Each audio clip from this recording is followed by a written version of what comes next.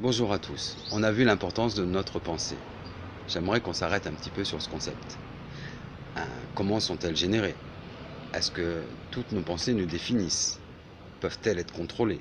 Y a-t-il différents modes de pensée? Quel est le processus? À tout événement auquel nous allons être confrontés dans notre quotidien, dans notre maintenant, au présent, c'est d'abord la partie de notre cerveau que l'on appelle le mental qui va s'activer. Tout simplement parce qu'il est en quelque sorte comme un garde-fou, il est en charge de notre intégrité.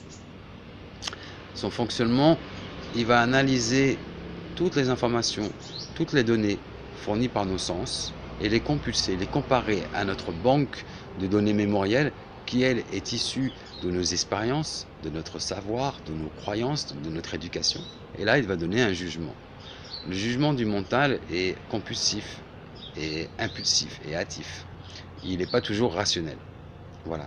Donc j'aimerais qu'on s'arrête un petit peu là-dessus.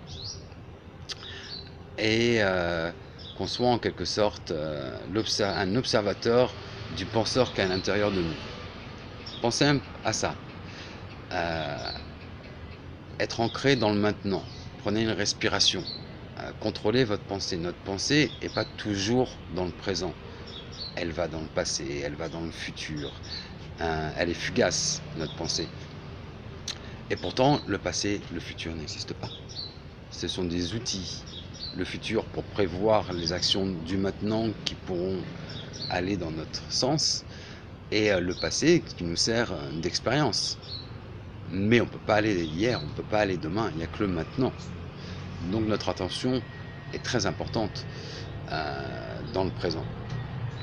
Voilà, c'était une petite réflexion sur la pensée. Il y aura encore beaucoup à dire, mais pour un début, c'est déjà pas mal. Je vous souhaite une bonne journée. Merci de m'avoir écouté. À bientôt. Love and light.